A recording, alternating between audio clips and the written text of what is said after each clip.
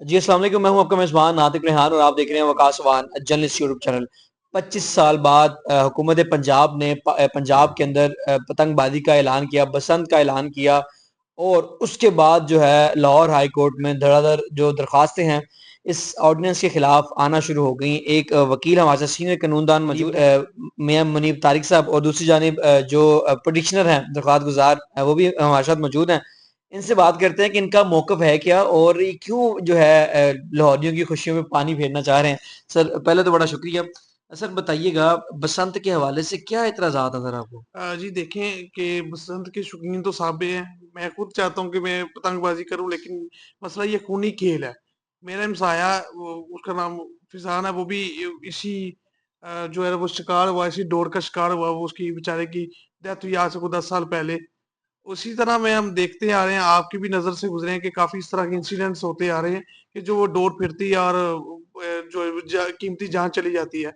अब देखिए, ये खाली एक खेल नहीं, एक खूनी खेल है, और जिसके ऊपर जो है कमर्शलाइजेशन इसको करते हुए इसको पास किया जा रहा है कि अभी एक गैर कानूनी अमल को एक कानूनी अमल की तरह इसको इस्तेमाल करने की कोशिश की जा रही है। अगर आज आप आज के दिन की अगर खबर उठा ले, तो आज भी पतंगबाजी हो रही है, आज भी मुख्तलिफ थानों में पर्चे रजिस्टर किए जा रहे हैं, आज भी इसी कानून की वायलेशन हो रही है। तो जब गवर्नमेंट इस चीज को अलाउड कर देगी, तो हर घर में ऑलरेडी डोर मौजूद है, पतंगे मौजूद है, तो ये रोज ये वायलेशन चलती जाएगी, जिसको कमर्शलाइजेशन जो है वो करने का जो अमल है वो गैर कानूनी है।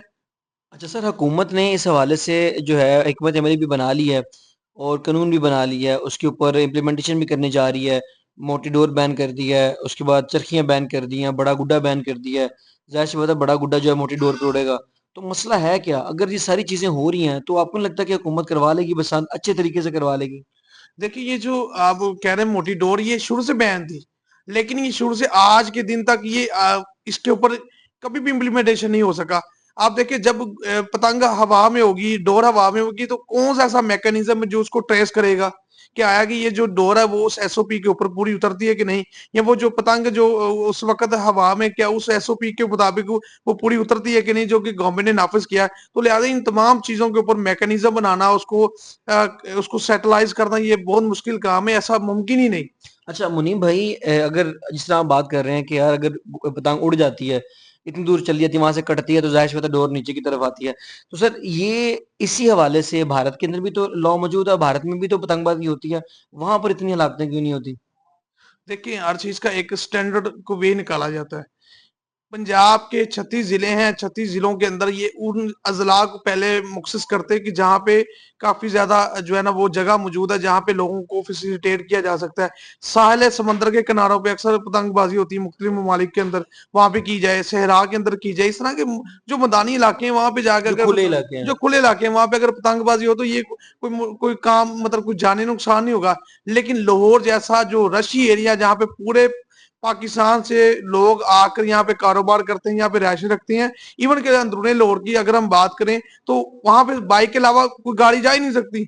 अच्छा मुनीब भाई, ये अगर बसंत के हवाले से बात करें तो इस बसंत को लाहौर की सकाफत से हमेशा जोड़ा जाता रहा है, क्योंकि लाहौर के अंदर जब बसंत होती थी तो लोग जो हैं बाहर की कंट्रीज से जो है यहाँ पर आते थे और इस त्योहार को एंजॉय करते थे और लोगों का रोजगार बड़ा जुड़ा हुआ था।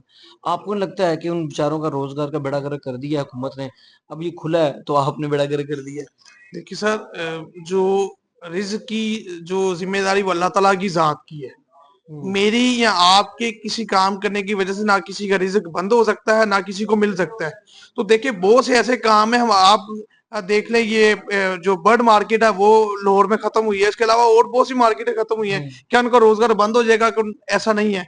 लेकिन सिर्फ हम चाह रहे हैं कि जो खूनी खेल है, जिससे कीमती जानों का हम्म। नुकसान है, जो ज़िया होना जा रहा है, हम चाह रहे हैं कि वो बच जाए। अच्छा मुनीब भाई, जिस तरह आप बात कर रहे हैं जानों के हवाले से, कीमती जानों के हवाले से, हर जाहिर सी बात है हर शख्स की जान जो है वो कीमती है, लेकिन उसके लिए उन्होंने रोड्स वगैरह दे दिए हैं, सेफ्टी रोड्स दे दिए हैं। इवन के आप 3 दिन के लेट्स सपोज अगर आप पसंद करते हैं तो उसके ऊपर उन्होंने जो रिक्शा है वो अब फ्री कर दिया है, जो बस है वो 3 दिन की सर्विस आपको फ्री दे दी है। तो ये चीजें बेहतर नहीं है, क्योंकि जाहिर सी बात है लाहौर में 25 तकरीबन 25 साल से बसंत नहीं हो रही है। अब बसंत होती है, लोगों को रेवेन्यू भी मिलेगा, लोगों को और ऊपर से हुकूमत भी जो है वो अच्छा पैसा बना लेगी। देखिए, ये खाली पैसा बनाने की गेम है, और कुछ भी नहीं। गवर्नमेंट ने खुद इसको बैन किया, सो मोटो एक्शन हुआ, 25 से 26 जाने गई 2005 में, जिसके बाद इसके ऊपर सो मोटो एक्शन हुआ। उस फिर सुप्रीम कोर्ट ने जो गवर्नमेंट ऑफ पंजाब को पाबंद किया कि आप इसके ऊपर जो स्ट्रिक्ट वायलेशन हो रही है उसके ऊपर स्ट्रिक्ट एक्शन लें, अपनी कानून साजी करें, जिसमें इस ऑफेंस को पहले नॉन कॉग्निजेंस था, ये बाद में कॉग्निजेंस दी गई पुलिस को। और उसको मजीद जो है अभी आप 2025 की जो अमेंडमेंट है पहले नंबर पे तो उसको देखें तो सजाएं मजीद सख्त की गई पहले, और उसके साथ साथ ही ये मशरूत जो है वो डीसी की इजाजत से कर ये दिया। डीसी की इजाजत से मशरूत कर दिया गया कि इजाजत दी जाएगी। लेकिन आप ये देखें कि आज भी अगर आप अंदरूने लाहौर में चले जाएं या लाहौर के मुख्तलिफ पुलिस स्टेशन की जुरिडिक्शन के अंदर देख लें तो आज भी कुछ नहीं तो कम बेश को 10 से 12 एफआईआर रजिस्टर्ड होती है। सर मैं क्यों? बहुत शुक्रिया मुनीब भाई। मैं अरसलान भाई से बात करने की कोशिश करूंगा।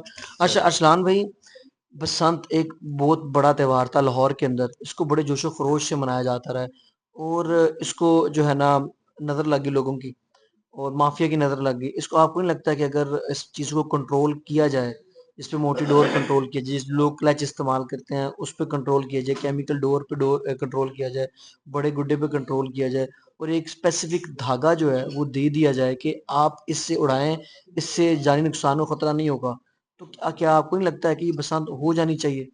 अस्सलाम वालेकुम यार। सबसे पहले जैसे मुनीब भाई ने बात की, बसंत एक त्यौहार था, लेकिन त्यौहार हमेशा वो होता है जिसे किसी इंसान की जान ना जाए या किसी की जान का ज़िया ना हो। अब बसंत लाहौर में मनाई जाती थी, लाहौर की ये सकाफत नहीं है। इसे अब लाहौर की सकाफत उस खेल को कैसे कहा जा सकता है जिसे लाहौरियों की जान जाए, लाहौरियों के बच्चे जो हैं वो मरें। अब 3 दिन आप कह रहे हैं कि गाड़ी या बसेस पे और ऑटोज़ को उन्होंने फ्री कर दी है। अब लाहौर की जितनी पॉपुलेशन है, आप इस चीज़ को समझ सकते हैं कि एक ही बस में आगे अब हमारी जो मेट्रो चल रही है, उसमें इस कदर रश होता है कि लोग उसमें खड़े होके जा रहे होते हैं। अब अगर ये 3 दिन बसेस फ्री हो जाती हैं, ऑटोज़ फ्री हो जाते हैं, तो ये रश को आप किस तरह कंट्रोल करेंगे?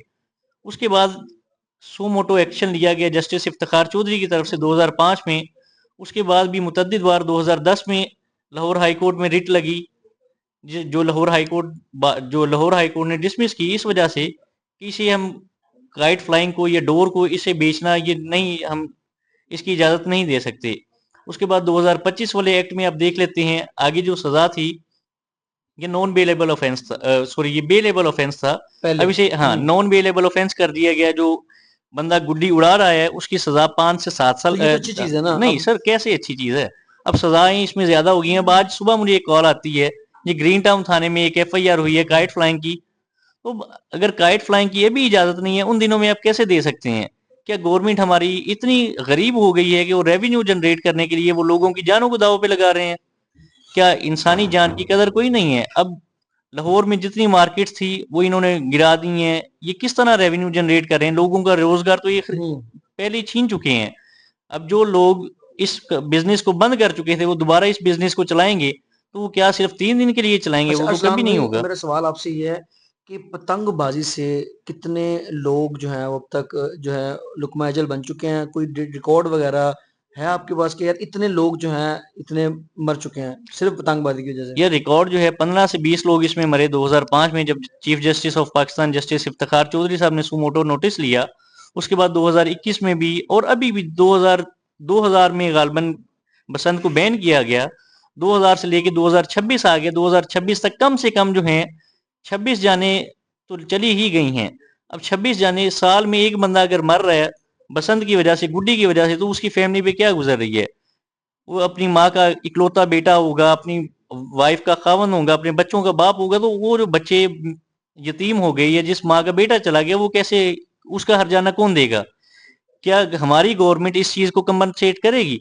हमारी गवर्नमेंट के पास पैसे हैं नहीं, अल्लाह माफ करे। वो एक ऐसे खूनी खेल की इजाजत दे रही है पैसे बनाने के लिए, तो जो लोग मरेंगे उनका खर्चा कौन देगा? उन्हें कौन कंपनसेट करेगा? मैं इसी सवाल के ऊपर आता हूँ कि अगर 3 दिन बसंत होती है, हम्म। खुदा ना खास्ता जो लोग जो हैं लुकमा अजल बनते हैं, उसका जिम्मेदार कौन होगा? डीसी या हुकूमत डेफिनेटली पंजाब? उसका जिम्मेदार हुकूमत पंजाब होगी, डीसी होंगे। अब इसमें ये सिर्फ लोगों की जानों का ज़िया ही नहीं है। लास्ट टाइम अगर आप देखते हैं, लाहौर हाई कोर्ट की जजमेंट्स देख लें या सुप्रीम कोर्ट में देख लें, वापडा की तरफ से भी कई रिट्स की गई कि जब क्लच से गुड्डी उड़ाते हैं तो क्लच की वजह से कई तारें डैमेज होती हैं, बिजली की बंदिश हो जाती है। तो अब अपना सारा वापडा का निज़ाम भी खराब कर रहे हैं आप। क्योंकि लोगों ने, जैसे मुनीब भाई ने बात की कि जब गुड्डी उड़ रही है, डोर से उड़ रही है, क्लच से उड़ रही है, आपको ये चीज़ का नहीं पता। वो तो जब कोई जानी नुकसान होगा, कोई वापडा की तार पे लगेगी, कोई लाइट बंद होगी, तो वो तो फिर आपको पता चलेगा ना, उसके खिलाफ आप क्या एक्शन लेंगे। अगर आपने एक्शन ही लेना है, उन लोगों को गिरफ्तार बाद में जो करना है, तो आप पहले ही उस खेल की इजाजत ही ना दें। ऐसे खेल की इजाजत ही क्यों दी जा रही है जिससे लोगों का ज़िया हो, लोगों की जानों का ज़िया हो, या वापडा का मसला बने, लाइट का मसला बने। अच्छा, मुझे आज की समाअत के हवाले से भी बताइएगा, आज समाअत में क्या हुआ और अदालत ने क्या जो है अहकाम जारी किया? आज जो हमारी पिटीशन है जस्टिस खालिद इसहाक साहब के पास लगी हुई थी, उन्होंने हमारी फाइल जो है वो जस्टिस मलिक अवैस साहब के पास ट्रांसफर कर दी है, क्योंकि ऑलरेडी उस बेंच में 2 से 3 केसेस लगे हुए हैं। हमारे एक फाजिल भाई एडवोकेट अजहर सदीक साहब हैं, उनकी तरफ से कुछ केसेस फाइल हुए हैं। इसी बाबत के काइट फ्लाइंग की जो इजाज़त है, इसे मनसूख किया जाए। अब हमारी जो पिटीशन है वो भी इंशाल्लाह 16 तारीख को जस्टिस अवैस मलिक साहब के पास लगेगी। चलें, बहुत शुक्रिया। हमारे साथ इस केस के हवाले से 2 वकला मौजूद थे, एक पिटिशनर हैं और दूसरा जो है इस केस की वकालत कर रहे हैं। अब मज़े की बात यह है कि इस केस के हवाले से ऑलरेडी 2 से 3 दरख्वास्तें जो हैं वो मलिक अवैस खालिद साहब की अदालत में ज़ेर समाअत हैं और समाअत जो है वो 16 जनवरी तक मुलतवी की जा चुकी है। 16 जनवरी को अदालत में मज़ीद इस केस में क्या होता है, क्योंकि अभी 3 जो हैं हो जाएंगी और 16 जनवरी को केस लगेगा और तकरीबन पीछे 3 हफ्ते बाकी हैं बसंत के हवाले से। अब देखना यह है कि बसंत का जो इवेंट है, हुकूमत अदालत इसकी इजाज़त देती है या हुकूमत इसको करवा कर ही छोड़ेगी या इसको बैन करवाएंगे। मजीद इस केस में क्या होता है आपको बताते रहेंगे। मजीद अपडेट के लिए चैनल को सब्सक्राइब कर लीजिए। अपने मेज़बान आतिक रेहान को दीजिए इजाज़त। अल्लाह ने के बाद।